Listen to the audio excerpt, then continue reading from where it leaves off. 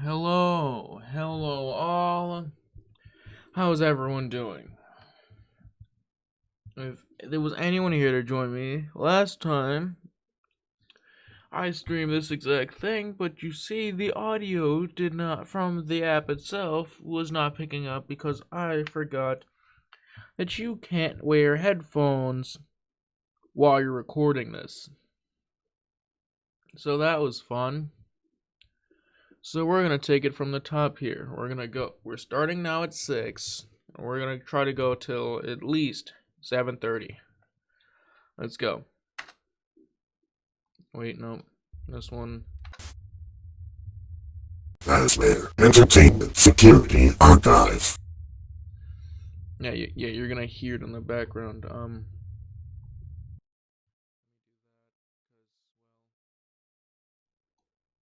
Wait. What?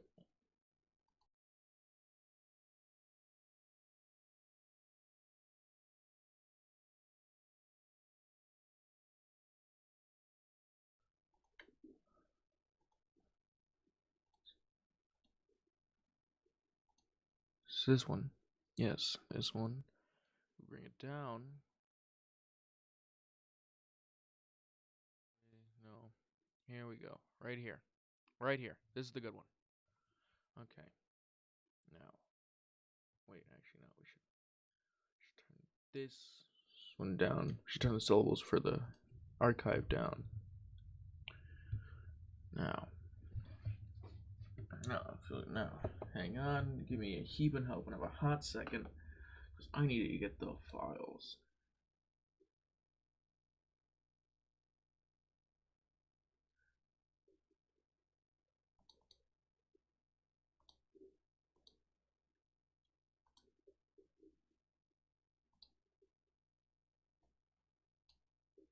Okay. Okay.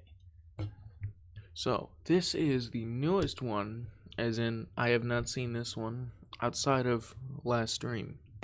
What I'm going to do is the exact same thing I did last stream, except this time I am making sure that my mic is damn near in my mouth at all times so you can hear everything I say and so it does not sound like I have been infected with a forbidden virus.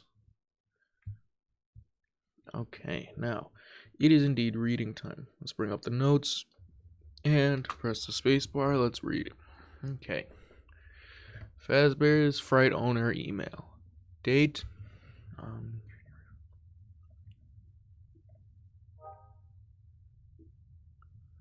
Is some on the 18th, 2023. Animatronic unit involved unknown. Details. This document's purpose is to archive any known messages between blank and blank during the time of the activity of the attraction known as Fazbear's Fright. Any discovered content that has not yet been documented must be saved and sent to Mr. Emily as soon as possible. The contents are as follows. Dear blank. Hey dude, how are you? Thanks again for taking the night shift. I know that place can get pretty spooky. Oh, by the way, we finally figured out a name for our little monster. We're calling him Springtrap. Pretty cool, right? Took like 2 seconds to make the name, but it's fitting, don't you think? Anyway, about what you said in your last email, thanks for letting us know. If you can, could you get some footage of him walking around? We were thinking of we could set up some screens and run the attraction and fool people into thinking that Springtrap's coming towards them. Raise a spook factor, you know? Anyway, you have nothing to worry about. You and I are the only ones with keys to the place, so there's no way he's getting out. We're still setting the place up, so there's a lot of loose wires hanging around, and Springtrap is quite broken looking himself. So, could you make sure that he doesn't, damage any of the equipment? Like I told you the other day, fire is a real concern here, so we gotta be careful. If you don't have any ideas how to stop our little monster, one of the tech guys said that the animatronics would go to the room with the most noise. So if he's wandering into somewhere he shouldn't be, You should just use the audio system and you should be fine. Thank you. See, on the flip side, blank. And that haunting image. Hang on, let me go back to that so you guys can get a nice good look at Spring Boy on the floor, taking the fattest nap imaginable, as well as... Wait, what's this? Oh, you can't interact with it. Oh, that sucks. I am like eating this microphone, so I'm sorry if the quality is ass, but this is the only way I can pick it up and not sound like I'm sick. I need to get a better microphone. I know this. I am searching. But better streaming visual qualities is a bit more on the important scale right now. Okay. But yes, this image, Buddy is taking the fattest nap imaginable. You know he is out cold, and in the morning he's going to want some fresh souls. Also, the blood splatters here, as well as a wire here. Something around his neck. Eyes looking rather crispy, and what looks like the screen that you see when you run out of power in FNAF 1 with the Freddy eye glow. You know, if you know what I mean. Just take a look. It kind of looks like that. Anyway, next message. Now, missing individuals. This one is by far one of the scariest things I've seen here. Just look at this.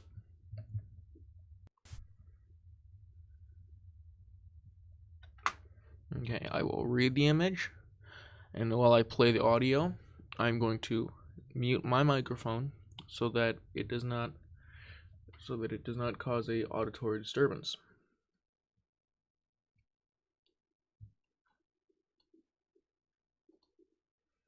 Okay. So, and time to read. College filmmakers go missing. The animatronic unit involved, him. On the 13th of September 2026, a team of 3 independent filmmakers were reported missing in Hurricane, Utah after a week's absence from their college classes. Shortly after, the city police department launched an investigation to locate the missing students.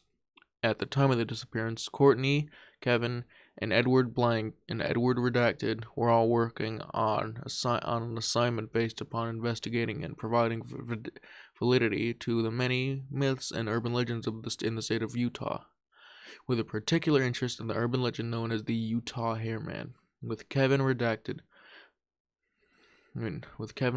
final journey entry stating that their intent to film a documentary in the sewer systems of Hurricane in search of the Hairman. Their bodies have yet to be recovered. Descriptions of the Utah Hairman match that of him. 6 weeks after the initial incident, a sewer maintenance worker assigned to unblock a drainage pipe recovered a severed hand DNA analysis. In a severed hand. DNA analysis of the hand revealed that the hand was that of Courtney Redacted. It can only be assumed that all 3 of the missing persons are dead. The maintenance worker also found a heavily damaged disposable camera belonging to Kevin Redacted. Even though the photographs were difficult to recover, through the state-of-the-art data recovery methods, one image was restored.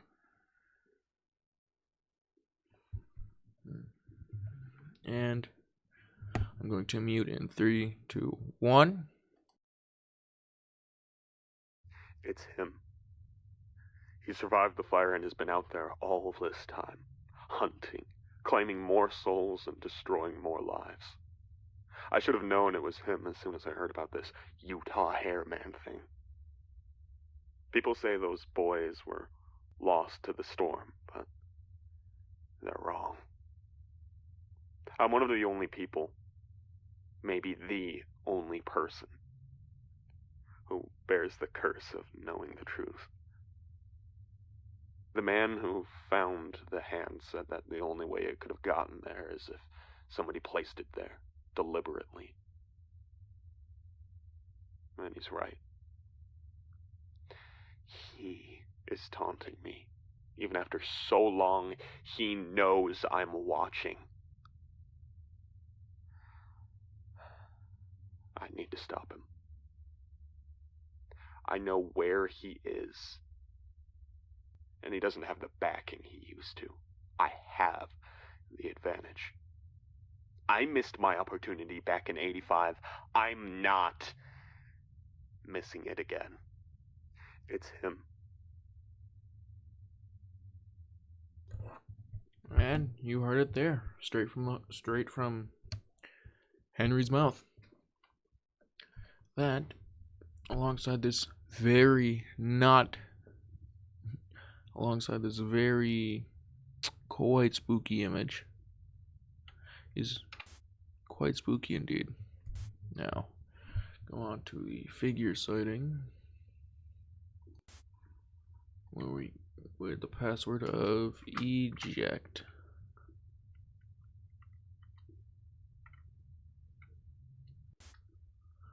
Okay.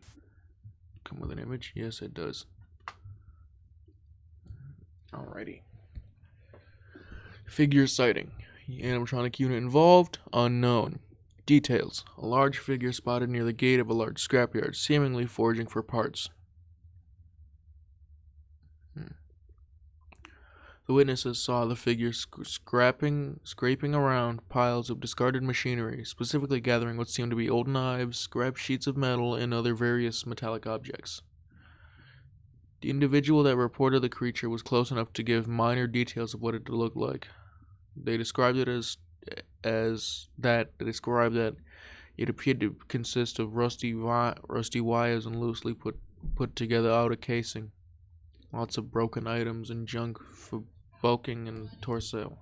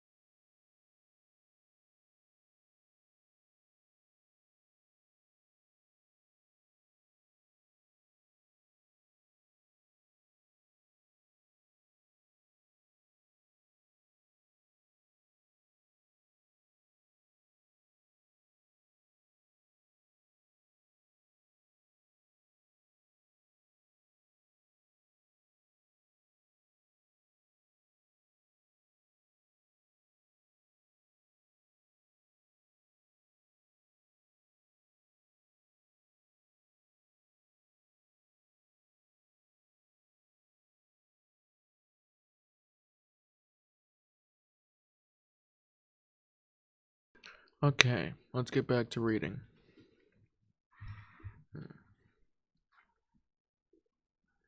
Items junk for bulking on the arms and torso. Its head looked similar to a bear. It appeared to have an arm on both sides of its torso, along with two more attached to the back of the creature. One resembled the front end of an excavator, but with sharp, rusty spikes on it.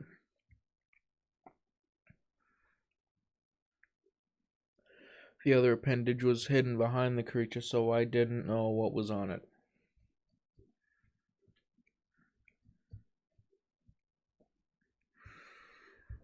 And the person stated that the collector of parts convulsed and started writhing at random moments, specifically when looking directly at lights. It also emitted horrendous scraping and squeaking noises as it moved around. The witness never saw the bottom of the creature behind the piles of garbage.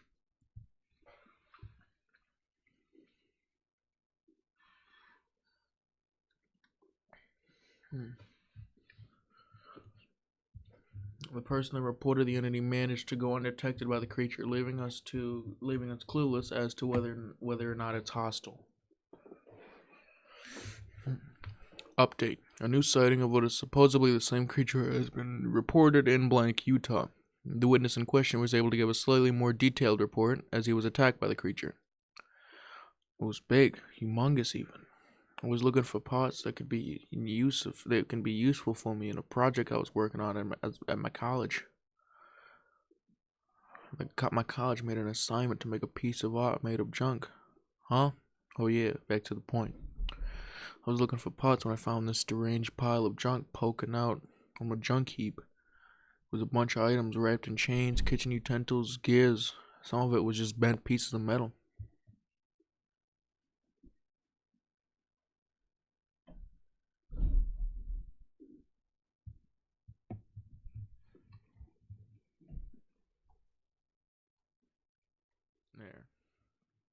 There we go. Okay.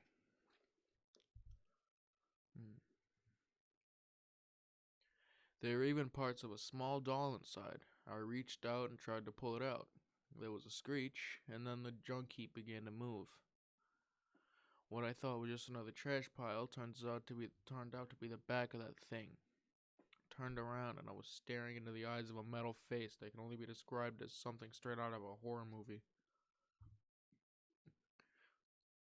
Teeth made from blades, portions of its face built out of bent metal, cold yellow eyes. I was staring into the face of a monster. I was so focused on its face that I almost didn't see the giant fist swinging towards me. I ducked and just barely missed. I backed up and it moved forward.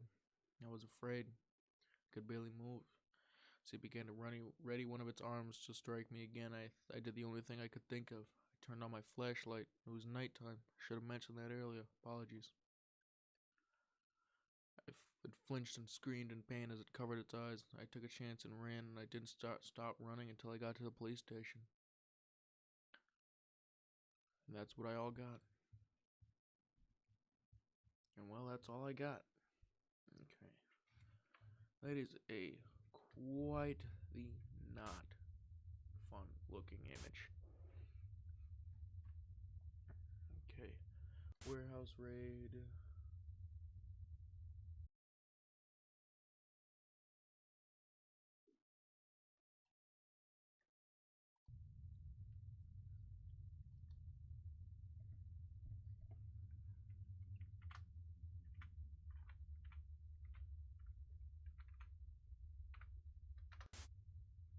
Division.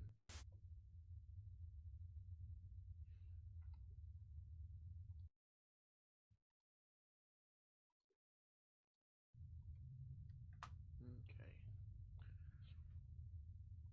Fazbear Entertainment warehouse raid. Animatronic unit involved? Unknown. On Sunday, the 8th of September 2026, at its 2:47 a.m., a break-in occurred at Fazbear Entertainment's main storage warehouse located in blank, Nevada. A Upon investigation, all security and cleaning staff were either missing or deceased. All recovered bodies show signs of extended exposure to upwards of 2,500 volts of electricity, with their bodies being charred and burned beyond recognition. When the inspection team first arrived at the complex, the entire storage site had experienced a power outage. The inspection team later found that the on-site generator had been punctured in 5 different spots and experienced an overcharge that caused said blackout.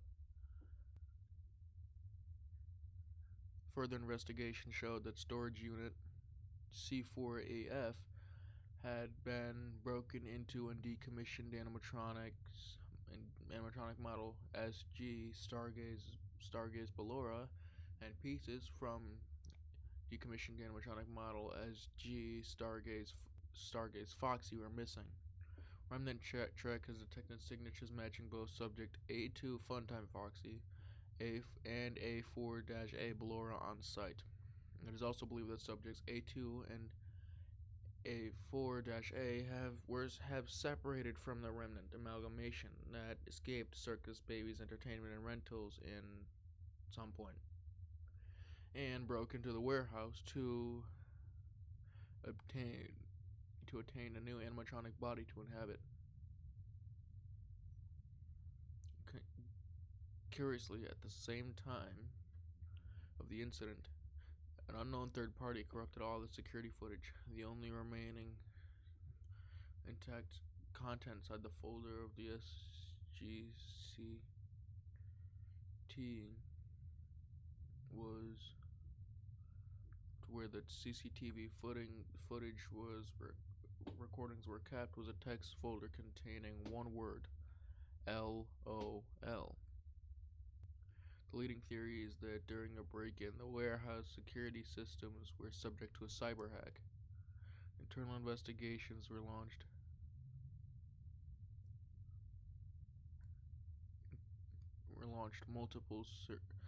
Multiple server-wide scans for viruses and signs of sabotage across all sides of Fazbear Entertainment's secure network, but the results were null.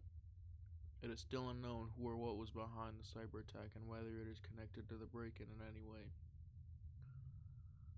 I was only given a helping hand, L.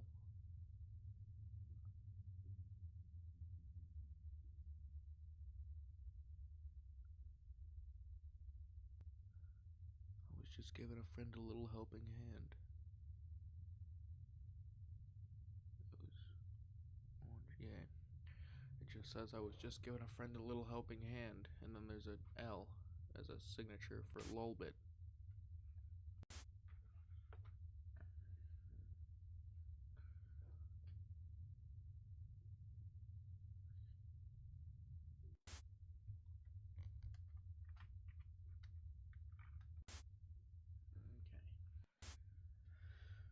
We're gonna hit this button. Now, I'm going to condense all of this, as well as scrolling down, counting to 10 seconds, because, well, you can pause on both Twitch and YouTube, so there's not exactly really a problem here. Okay, I'm just gonna let you guys read this because this is too much for me to read after reading this already.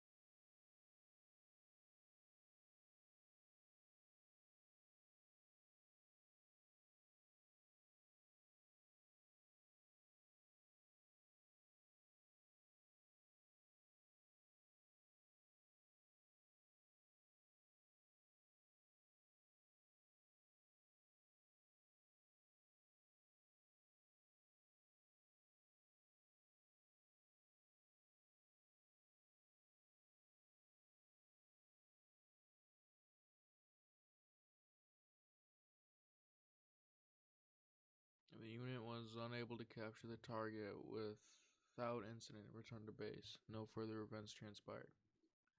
Test successful. Notes. Prepare the unit for send-off. It is ready to fulfill its purpose. Before you ask, yes, I did read that. I did read it without recording the reading. Why I didn't just record it in the first place if I was going to read it anyway, I don't know.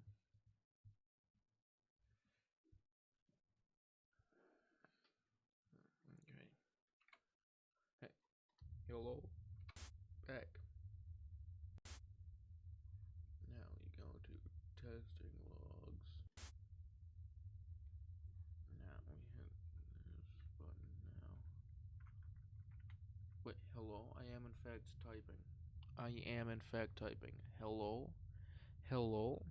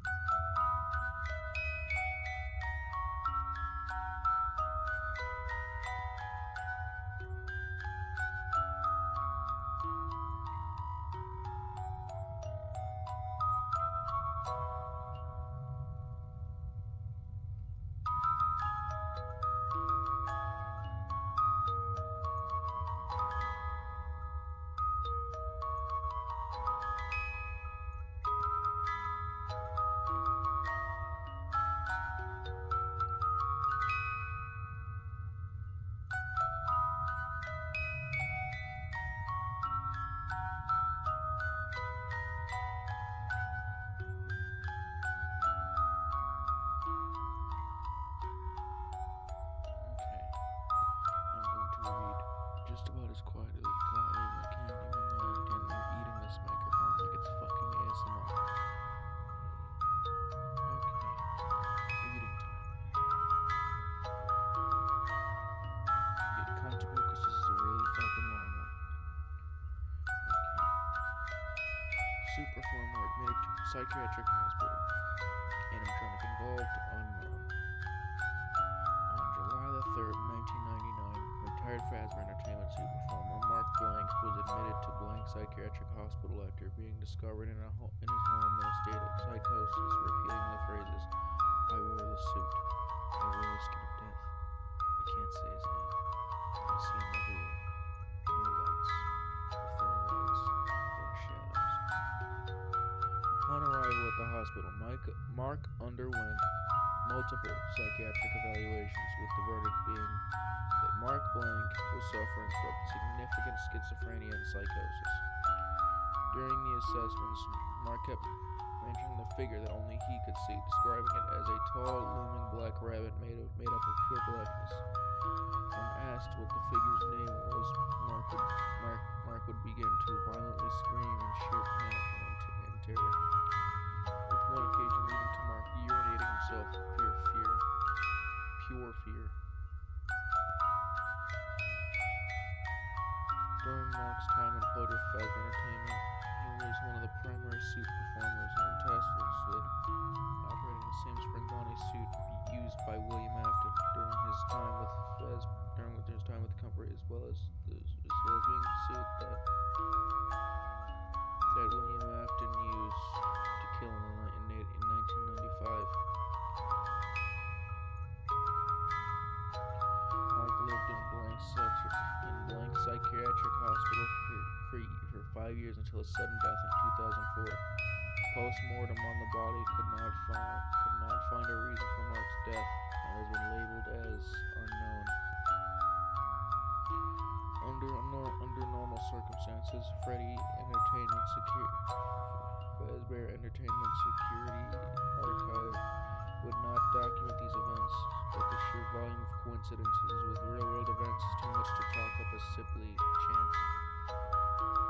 Mark stated he was wearing the skin of death, connecting to him performing the suit worn by William Afton during the incident in 1995.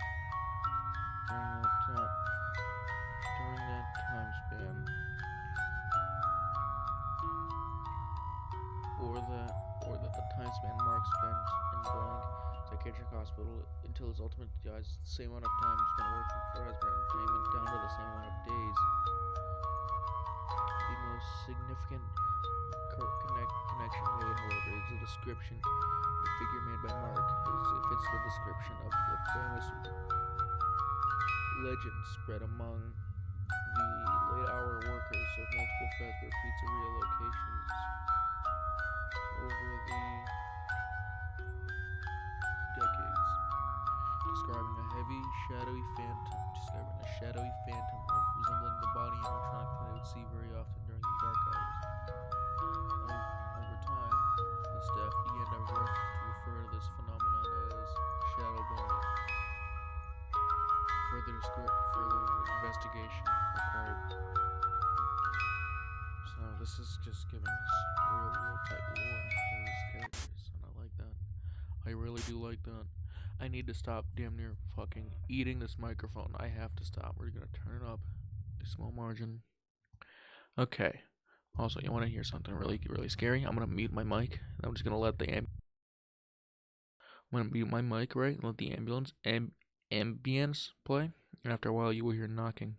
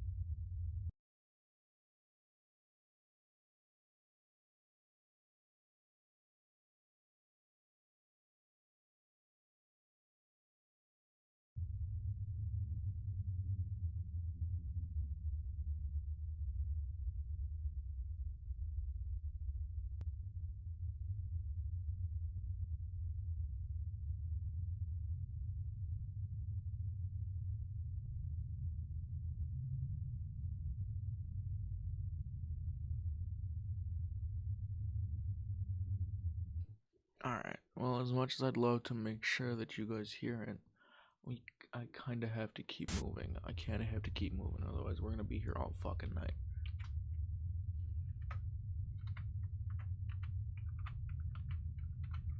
No, not can do. Candy. There we go. Okay, I am slowly getting tired of reading, but we're gonna keep going. New members of the band. Unit involved? None. Details. Following a string of unfortunate incidents and unsuccessful court battles spanning over several years, popular children's restaurant and longtime competitor of Fazbear Entertainment, Candy's Burgers and Fries, was purchased by Fazbear Entertainment on the 13th of May, 1889 for $20 million. Ooh, that's a lot of money. I wish I had that kind of cash.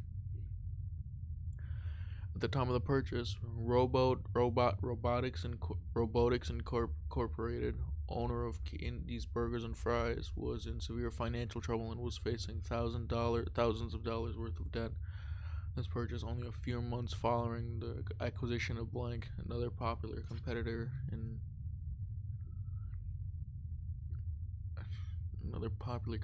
the business of animatronic entertainment. Fazbear Entertainment took it upon themselves to purchase the long-loved fast food chain in hopes of saving its beloved characters. Currently, all Robotics Corp assets purchased by Fazbear Entertainment are being stored at their main stage and warehouse in Nevada until further notice. We know what it's like to be in Candy's shoes, and we've both had our fair share of financial struggles and controversy. We know their pain. The Fazbear and Robotics Corporation have been long-time rivals. We both prioritize the memories made by the children who come here to our establishments over everything else. And we will not We will not let these beloved characters who've made impacts on the lives of many children across Nevada fall into obscurity. Keep an eye out. Candy isn't done with you yet. Okay. Odd wholesome bit aside, that is really fucking menacing. Hearing someone say that someone is not done with you yet in regards to a animatronic, a robot is not done with you yet, that is menacing. Gonna press this button and then we're gonna go back to it. The message. This one is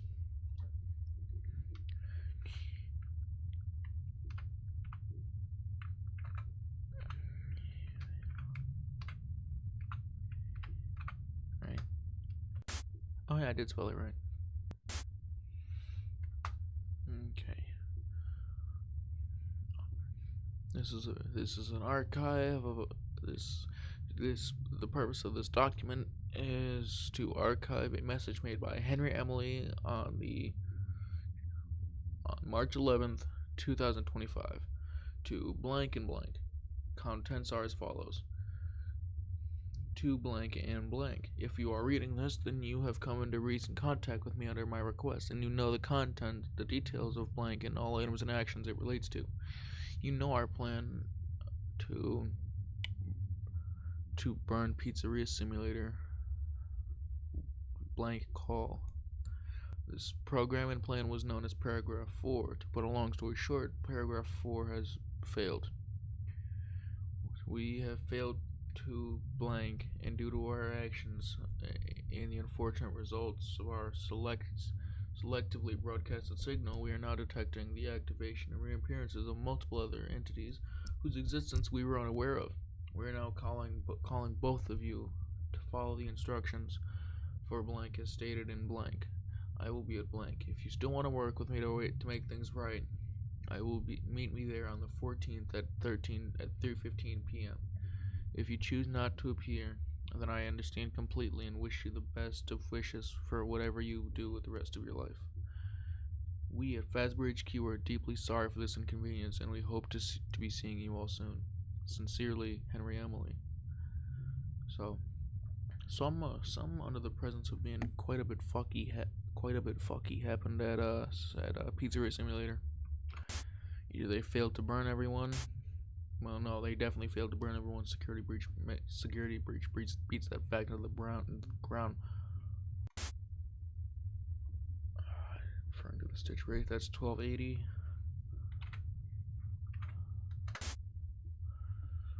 Okay. Cloaked figure. Numerous dates. Unit involved unknown. Multiple reports, varying from minor to major, note a skeletal creature draped in scraps and adorning a crimson-lined mask. It is unknown as to how or if it connects to Fazbear Entertainment. An oddly popular entity compared to many others, with whole websites dedicated to documenting every tale it is said to be involved in,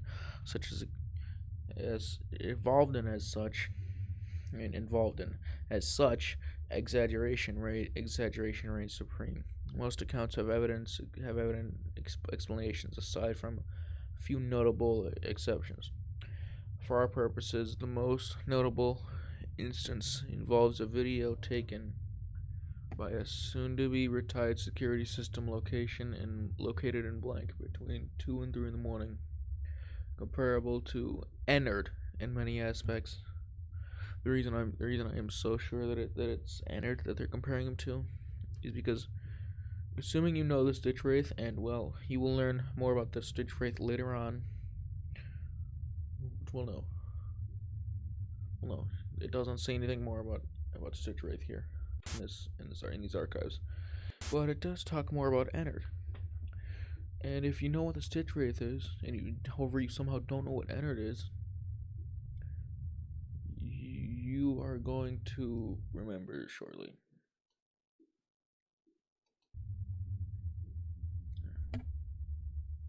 Good. Worldwide initiative with the password of Eternal. Okay, reading time. Hit this button. Or move just a bit closer so I can read the goddamn words of whatever the hell this thing says. Okay. Technical difficulties. We're going to do this and this. Then we're just going to reset the mic down. Okay. Now, Fazbear Worldwide Initiative announcement. And unit involved, all characters from generations 3, 4, 5, and blank. Due to the decline of Fazbear Entertainment, restaurants and attractions, we have decided to take the offer given to us by the blank company and have officially started the Fazbear Worldwide Initiative.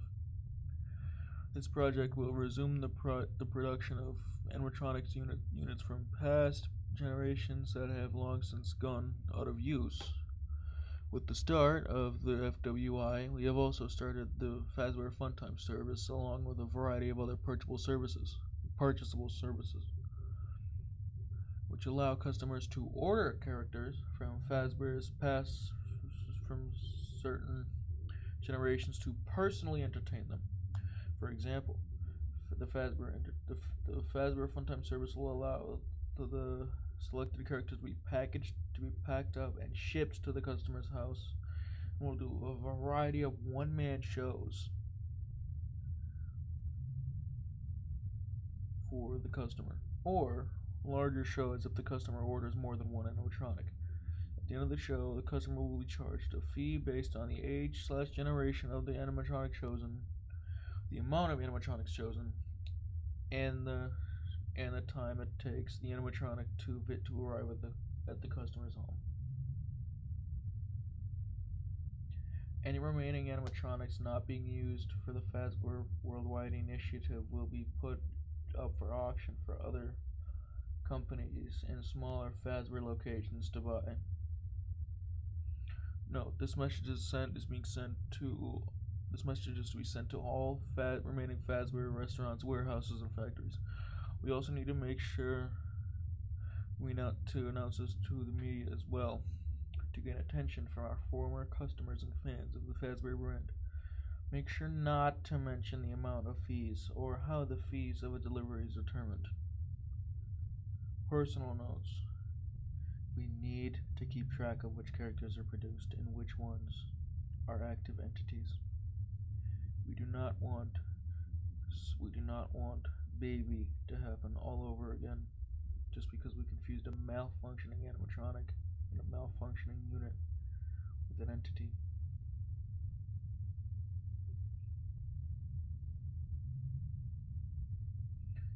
So the reason I assume that that's Baby is, you guys remember the location, right?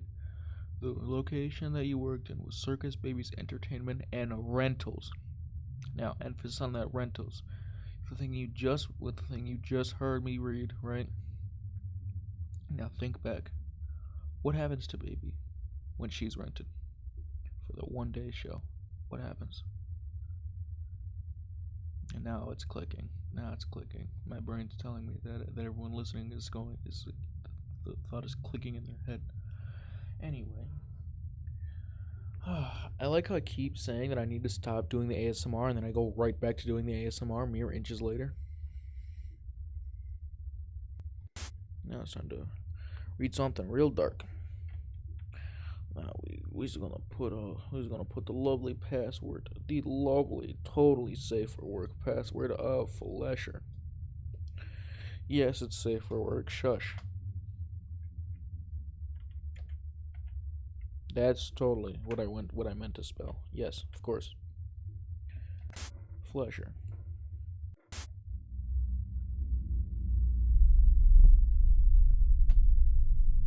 Okay, someone had to have caught that. Matter of fact, I'm going to go back once the stream is done, and I'm going to clip that.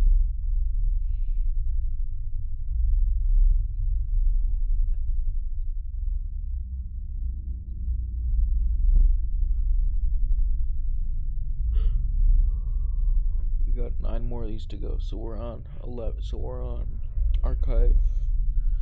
Archived log number 11. Okay.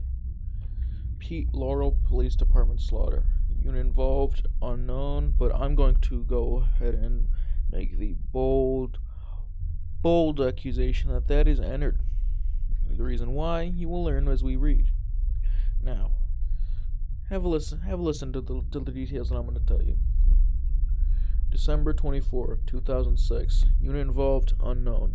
On the morning of the 24th of December 2016, the bodies of Police Sergeant Gerald Blank, Lieutenants Harry Blank and Simon Blank, as well as Deputy Bradley Blank, were discovered at Laurel Police Department, Montana, after being snowed in for several days following an incredibly brutal week-long blizzard.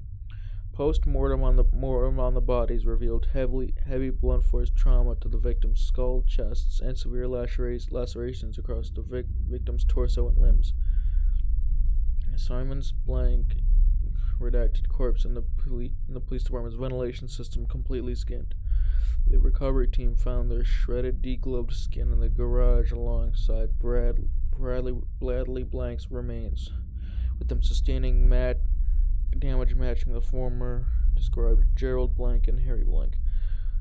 Harry Blank's bodies were located beside the emergency exit and within a toilet cubicle, respectively.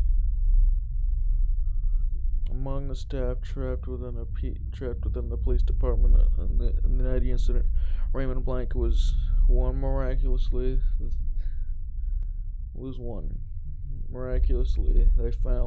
they were found lying down in the snow 50 meters away from the police department station, alive. Upon their discovery, they were immediately rushed to Billings Clinic Hospital and were in care for 2 weeks, showing extreme hypothermia and frostbite symptoms. Once they were in a stable condition, police officers interrogated Raymond. He described a large metallic mass of wires wearing one of his colleagues' skin as a disguise and murdering his co-workers. Now, once again, think back to sister location, right? Or matter of fact, think back to, right, Ultimate Custom Night. Who are the only two animatronics that are giant tangles of wires?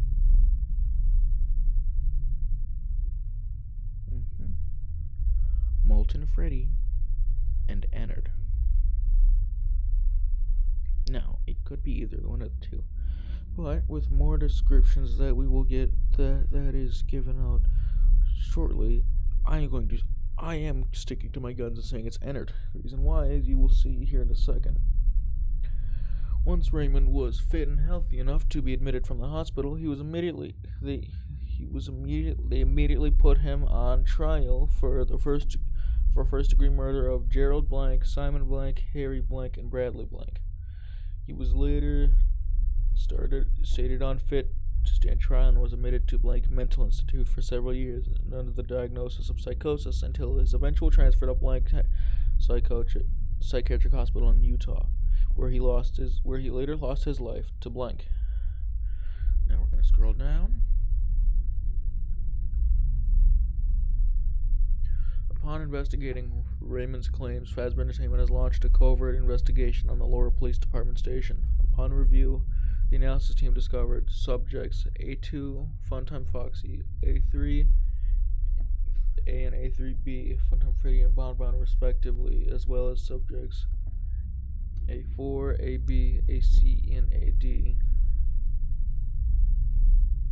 A4A, B, C, and D, Valora and Mini Arena's remnants signatures were detected within and around the building.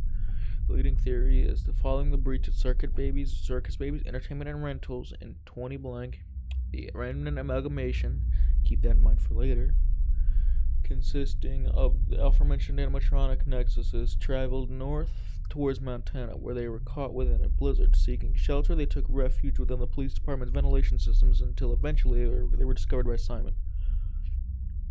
Following their discovery, the amalgamation killed and skinned Simon, wearing his skin as a disguise, akin to the method they used to escape Circus Babies in 20 Blank. Now, once again, think back to Circus Baby. Think back to Sister Location. Who was the only animatronic That skins you. Where's your skin? Entered. What do we see here? Entered. Escaping. This is after he left. This is after he left Circus Babies and Rentals, right? He climbed out. Got stuck in a blizzard. Went to a police department. And then he hid away in the ventilation shaft until he got caught. To which he skinned and then killed a few others.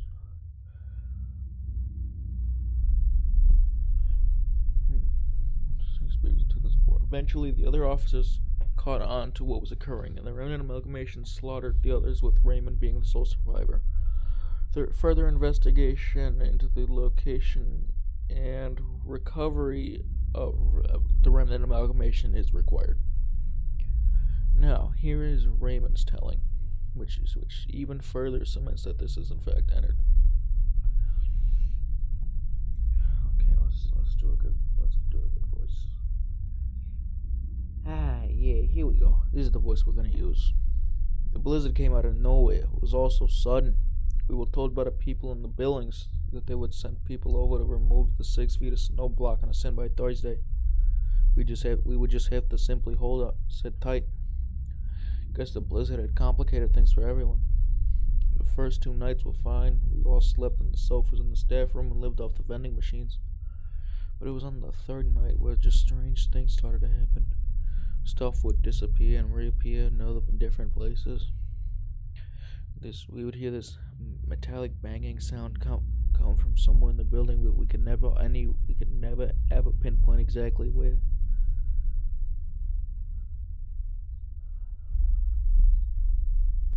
I remember it pissed the hell out of Simon. The guy went on several searches trying to find where the sound was coming from, and he'd never have any luck. Sarge just chalked it up to the sounds of the storm. We should be focusing on our duties. God, if only we knew. But yeah, on the 4th night, Simon went on this crazy rant about how he saw something looking at him from inside the vents. He said it was a small pair of eyes looking down at him. We just called him crazy at the time. On the 5th night, we lost power, which meant we lost the heating and lighting. Pitch black, aside from soft gray light shining through the office windows during the day. The water pipes had frozen over, and we had to smash open the vending machine to take whatever was left inside, which wasn't much. Then, on the 6th night, Simon had enough.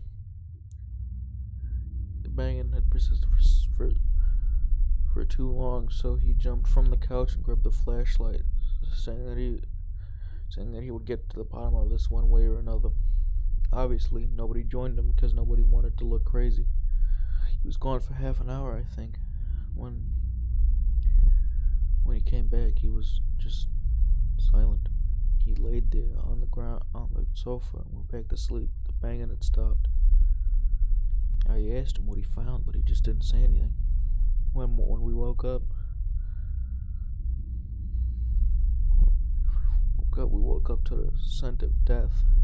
When you work as a cop for as long as I have, you begin to know the scent of death when it hits your nostrils.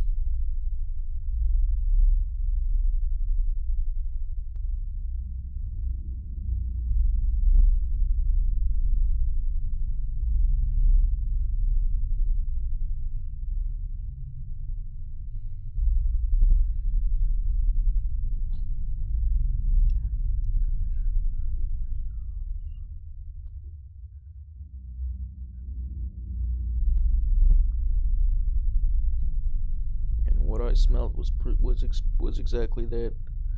Sarge thought that it was a rat or some other animal may have frozen to death in the vent system, and that we should probably find out where the cell is strongest so we can get rid of it. What happened next happened so fast. We split up into 2 teams of 2. Me, Simon, and Brad investigating the garage, and Sarge and Harry searching the office area. As soon as I stepped into the garage, I was hit by the most disgusting, most foul-smelling odor one could imagine. It didn't take a bloodhound to tell you where the smell was coming from. Bradley found a ventilation grate loose off its hinges, drenched in blood. Soon as our attention was drawn to it, Simon, or whatever the hell that thing was, began to wriggle and writhe. It let out this ear-piercing screech, and then just shed Simon off of it. It was this massive entanglement of wires and eyeballs. We take a quick break once again to remind you that this is in fact Ennard. Remember what I just said: wires and eyeballs. Look at Ennard's design. What do you see more than anything? Wires and eyeballs. This is Ennard. This is Ennard, without a single doubt. Without a doubt in my mind.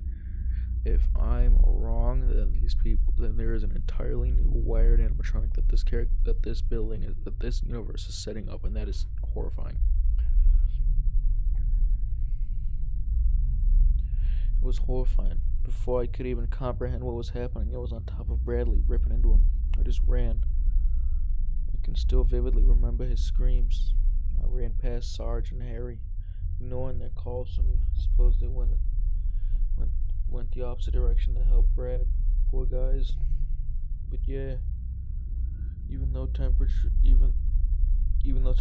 were below zero outside, I was willing to take that chance, and I popped the window and just tried to get as far away from that place as possible. I didn't get too far, now did I?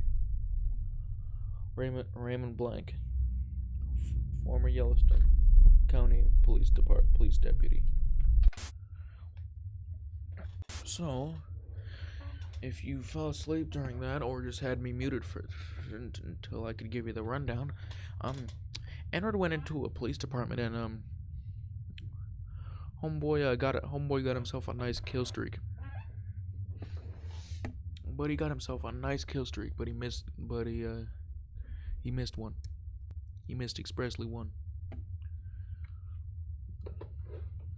Gateway to old wounds. This one is just really dark. Just a pest would alone.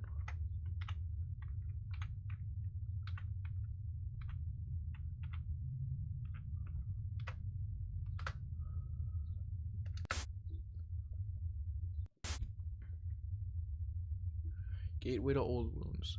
Date, why does it matter? Unit involved, everyone is here. Purpose of this document is to archive the reporting of a strange, anomalous geographical phenomena that has taken place. Residents in Blanket, Utah. Okay. Now we get to the thing.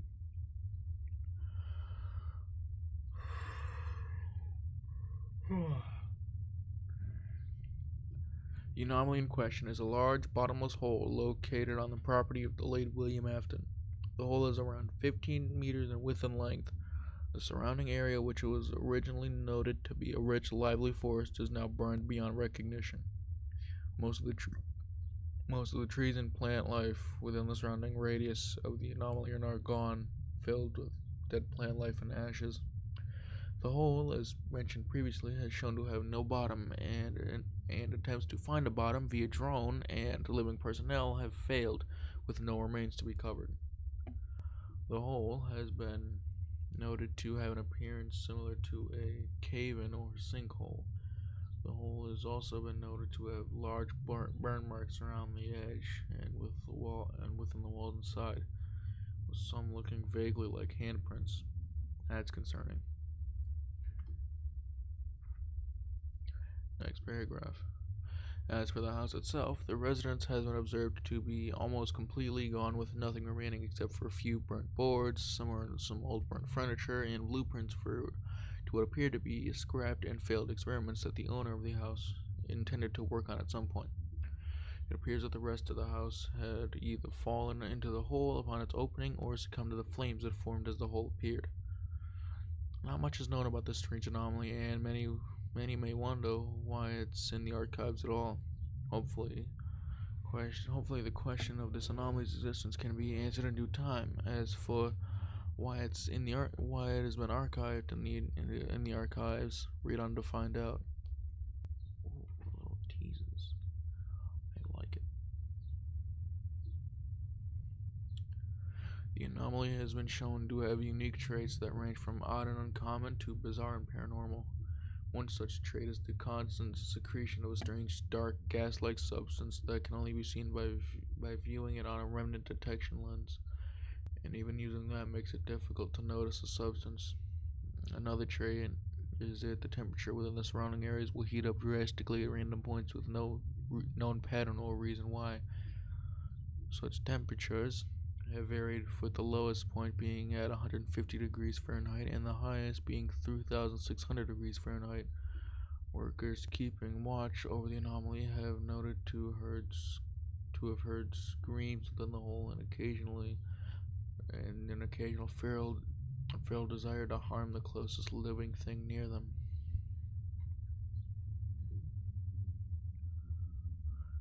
Despite the mystery of how this anomaly came to be, we have been fortunate to interview some of those who happened to be in the area when the anomaly first appeared, including a short recording of the anomaly's arrival.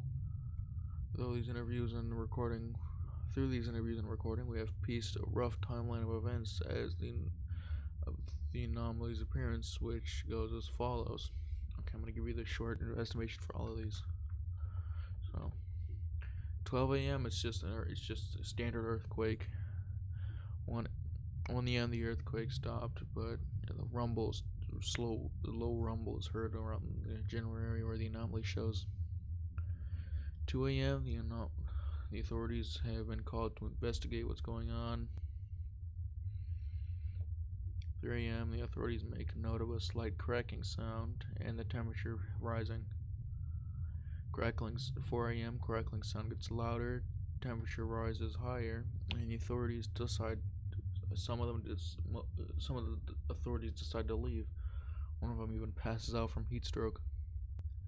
5 a.m. the cracking sound loudens, and the witnesses notice that the house is shifting.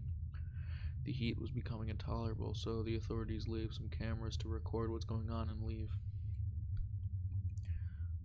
6 a.m. the ground begins to shift, and the surrounding area was detected to experience another earthquake, but a larger magnitude.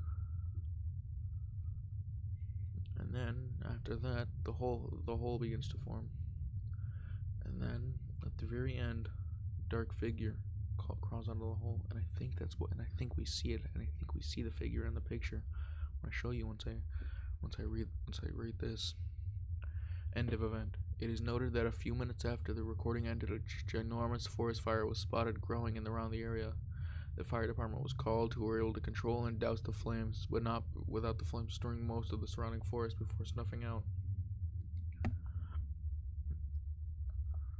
Firemen noted that once the flames were out, the temperature went to fall back to a normal state.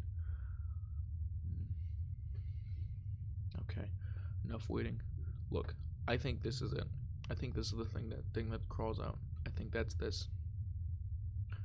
I really think that's this. Either that or it's this. Because anything will be a dark figure in the dark of night, right?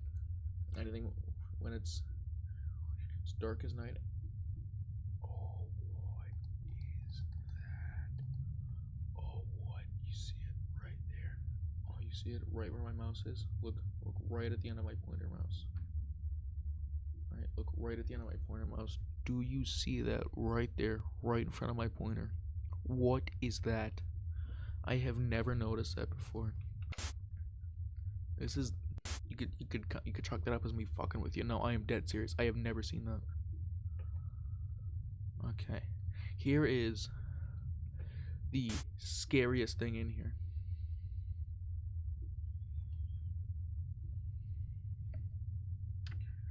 This thing is borderline terrifying.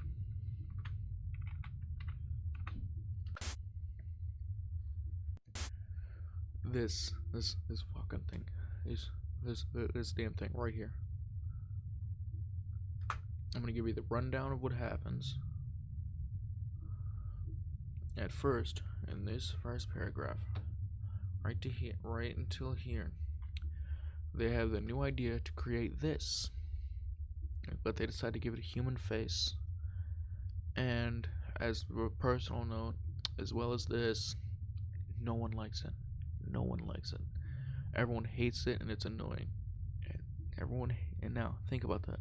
Now look at Ultimate Custom Night. Everyone hates it. It's annoying. Semi-human face. Dee as well, right? As well as that, right? Look at the design of Dee. Look at the design of this thing. And now do me a favor, right? Do me a nice good solid, would you, Chief? Go ahead and go to your Google Chrome and look up DD FNAF. Type in DD FNAF, hit that enter button, and see what it spits out back at you. See how that design looks all too similar? See that design looks really similar?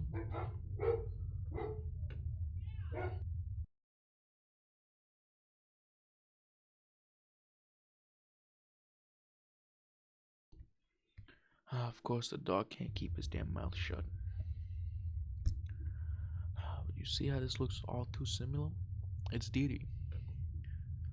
Now, here's why it's horrifying. I'm gonna mute. I'm gonna play one track, and then I'm gonna play the other. The first one is the scariest shit I've seen since fucking FNAF 4. Alright, this is downright horrifying. Just listen. Playing performance incident recording 001. Alright, kids, I have a big surprise to show you all today. We here at Redacted. a brand new member of the gang we want to show you. She's eager to meet you all. Please put your hands together for the mischievous trickster. Redacted. Hi kids, I'm... Redacted. I've heard that you've all been excited to meet me. Here I am. Henry, hold the curtain. Hold the bloody curtain.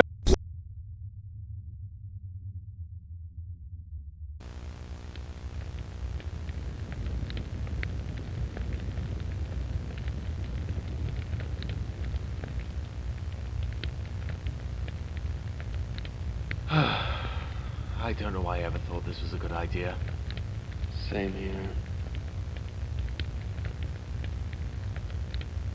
I told you some of the parents are trying to sue us, yeah? Yup, he told me.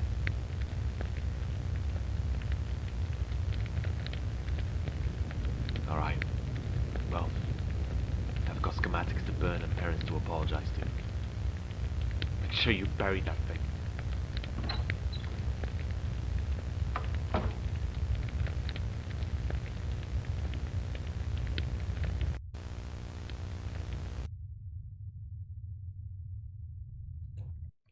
That is the scariest shit in a FNAF game I have seen since FNAF 4. Just the fact that it starts off calm, right? You hear hello, and the screams and wails of terror. That is fucking scary, dude. Don't get me wrong. The tape things, right? They have about the same scare factor, but those ones you see the hell what's going on. I entered the wrong one.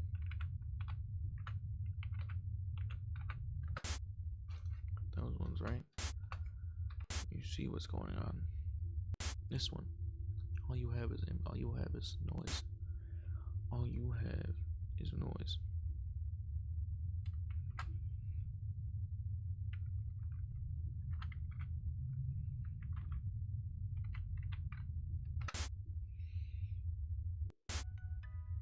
And then this fucking thing. Now I'm going to show you each image of the blueprint. And then I'm going to give it 10 seconds. And then I'm going to click to the next image. First, look at this. What happened here? Also, if you listen real quietly, right? You will hear the puppet's theme, the music box in the background. Just listen.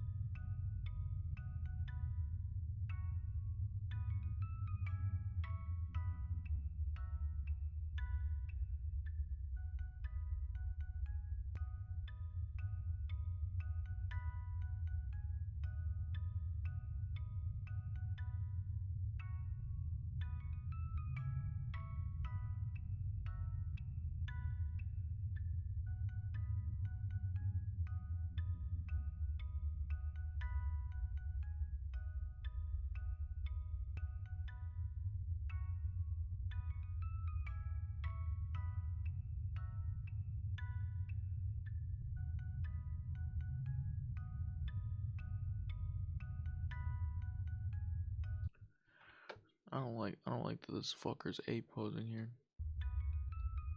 I don't like that. I don't like the fact that he's damn near A posing right in front of me. Also, these claws, they really damn, these motherfuckers really got the Monty claws. I respect it.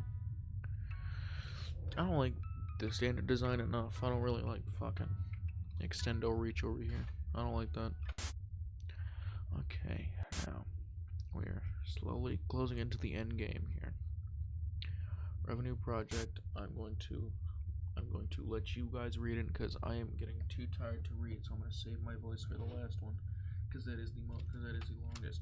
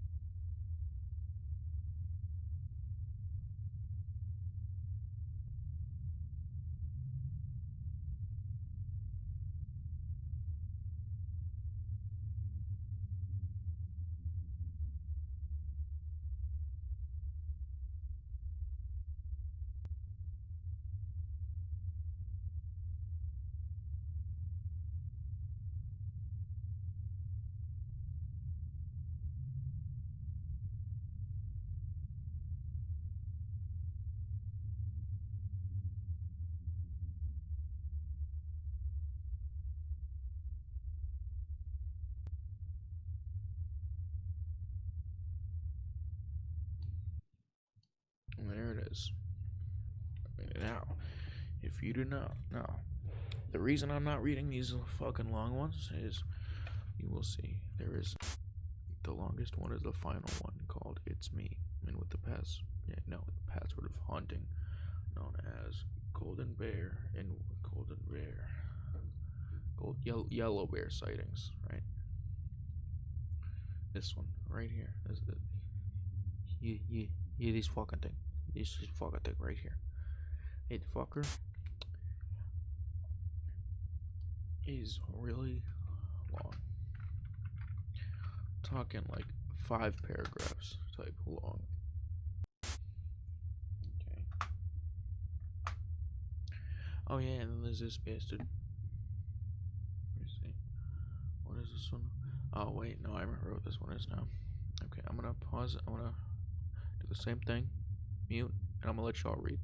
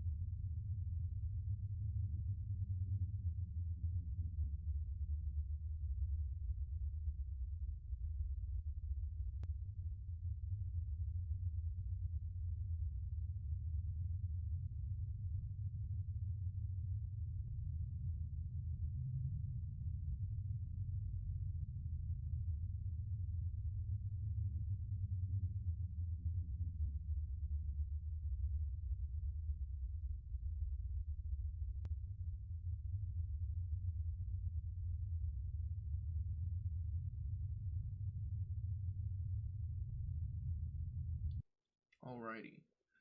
That's that one. And fucker is genuine spook. Like, I'm talking genuine spook.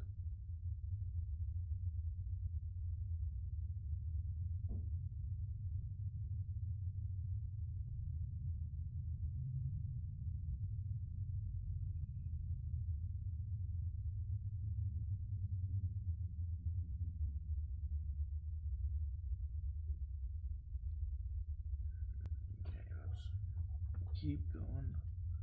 We're closing in. 4 left of these bastards to go. Keep trucking. Incident, miscellaneous unit archive.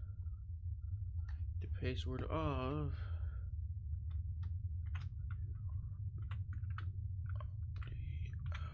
weirdo.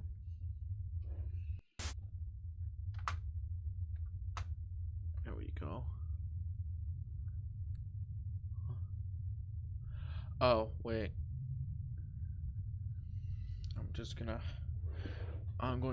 I'm not even going to do the unit or the time. I'm just gonna do the AEs. Animatronic entity 01. Presence similar to blank. Purpose experiment to see if digital consciousness can transfer to varying different blank. And the results pending. More research needed. Sent to private experiment chamber blank. AE number AE02. Large flesh of wires includes spare animatronic eyes, joints, and various hands and feet shells. Experiments to see how well a subject endoskeleton can adapt and mimic various other forms and suits.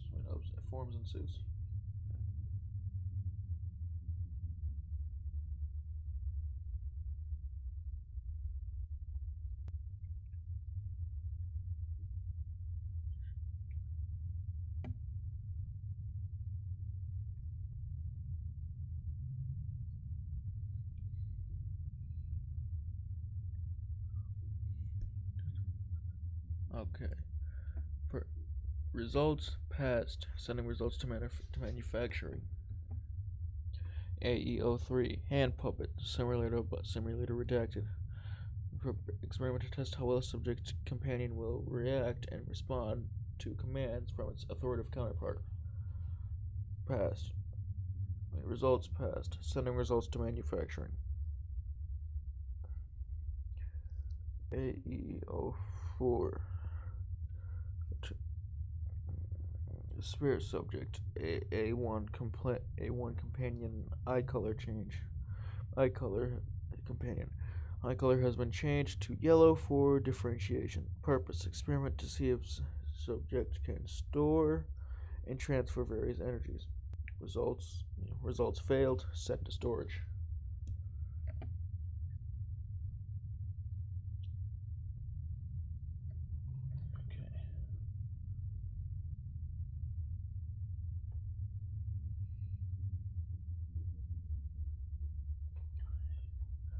AE5. It's groups of things. Results, but both groups passed. Send groups to redacted for reprogramming and reintegration. A6. Small wooden puppet and striped outfit. Experiment if there is potential for more fluid movement using joints and pulley systems as a replacement for blank. Results failed. Send to storage. Update. Sending blueprints to blank Faz Entertainment. To blank Faz Entertainment. Learned about this one and wants my notes on. I don't know why the fools want it, but they paid good money. Update 2. Not enough room and storage for them all. Sending them all to private experiment chamber blank. So they're just testing on sister location animatronics. Oh, wait, I know exactly what this is.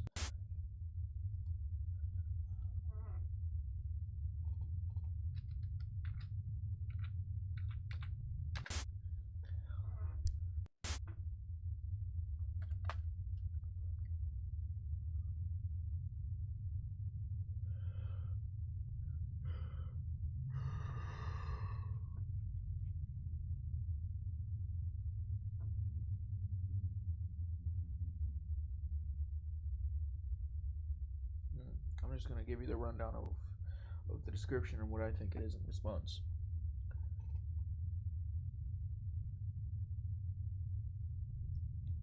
So multiple animatronic parts from units of old and unknown generations from Fazbear Entertainment.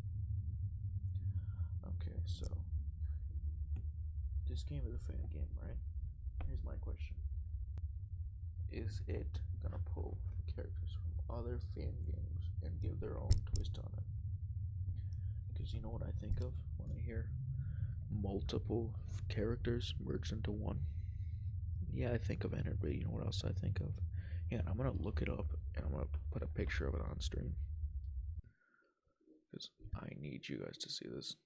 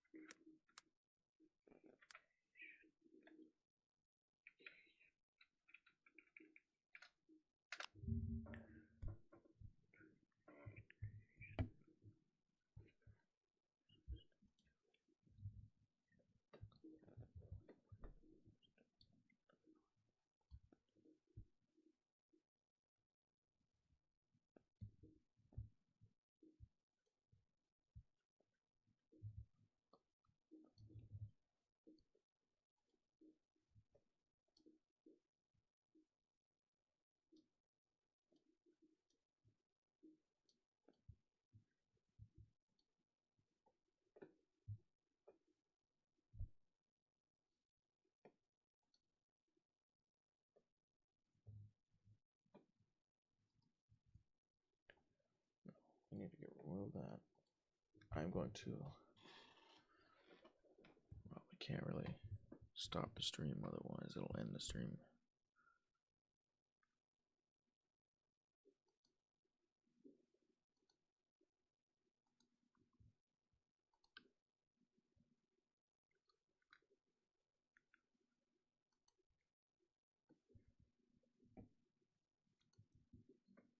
Window capture.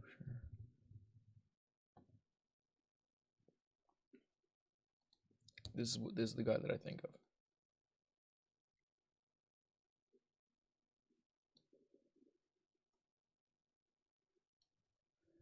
This is what I think of. This guy right here.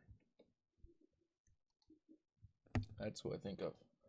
This is the second thing that comes to mind when I think of, and I quote, a rope entity consisting of multiple animatronic parts from multiple parts of units from old and unknown generations. This is based in. It's about the second thing I see. It's the second thing that comes to mind. This based it right there. Now we're going to drop that so that we can get back into that. Oh, we do that. Yes, that's who I think of. I think his name is Creation. I just typed in the joy of creation and it said Creation, so I clicked on it because that's not any of the characters of Freddy, Bonnie, and you know the rest of them. But yes, that's what I think this is describing. It's describing that a character that looks like that, or has that type of similarity to it, right? Moving around, wandering the countryside. That's what that is. Now the second to last one, I could describe to you right now before even entering it. They find withered Chica, try to fix her up. One of the employees sticks their hand in her mouth and she bites it. Now, you ready? That's exactly what it's going to be. I'm gonna put in the password.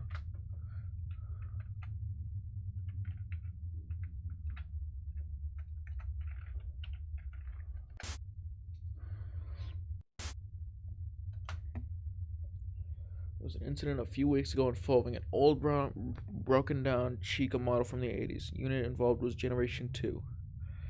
Now, here's why I say it is with a Chica. Listen to this description. Unit was heavily damaged. Most significant damage being the lack of hands and the dislocation of the jaw. You know what? Just to hit this image in the head just a bit harder. We're gonna go back to it.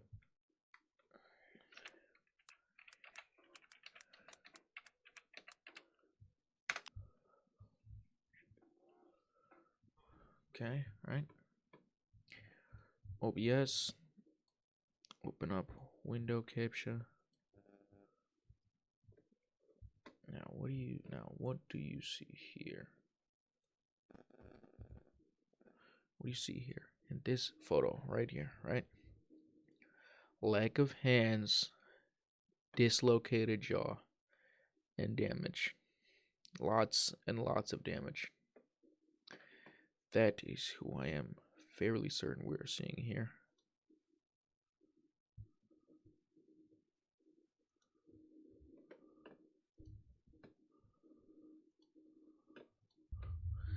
That's who we're seeing here.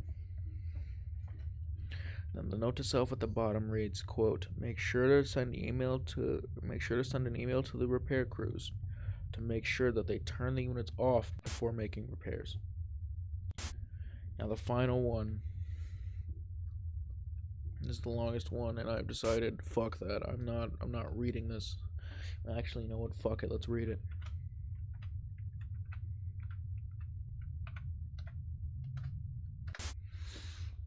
Send you off with some creep. Actually, no, I'm gonna send you off with the first audio log that we get.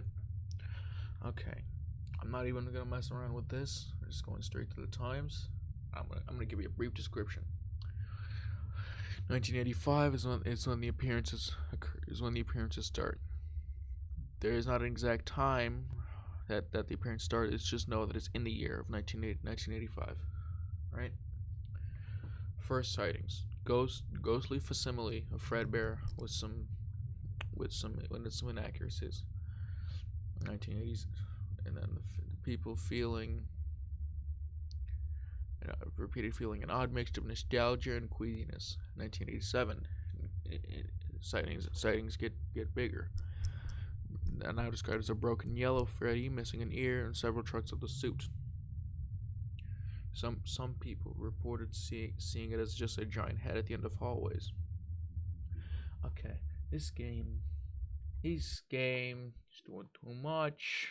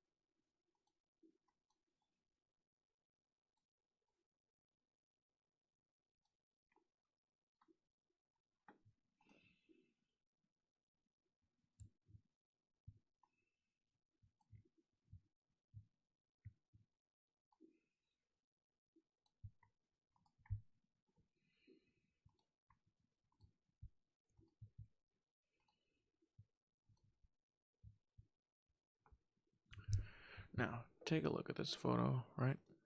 Take a look at this photo right here. What do you see aside from quote?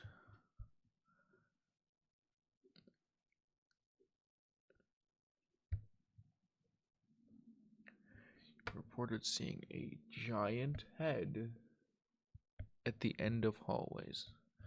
I'm telling you, this game is fucking with too many ideas here. Too many ideas. Too many of them. Too many ideas. Too many. Gotta stop. Too many ideas. Now, 1999. Sightings stay consistent through multiple places, specifically warehouses and storage units. This time it encounters Gen 4 models of the original 4. It sits down next to them, making strange noises, and the employee that on the watch night stated that they for some reason felt that the being was happy or joyous in some way. And then the being vanished later. In 1993, sightings continue with worrying frequencies as new locations open.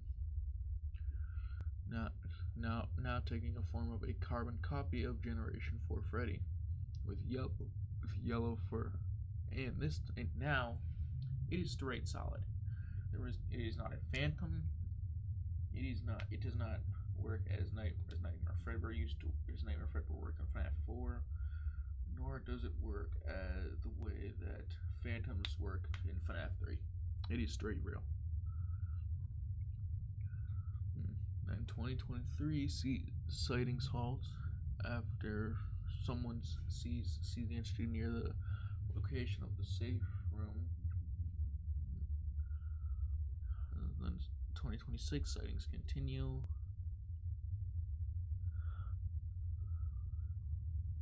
And this time,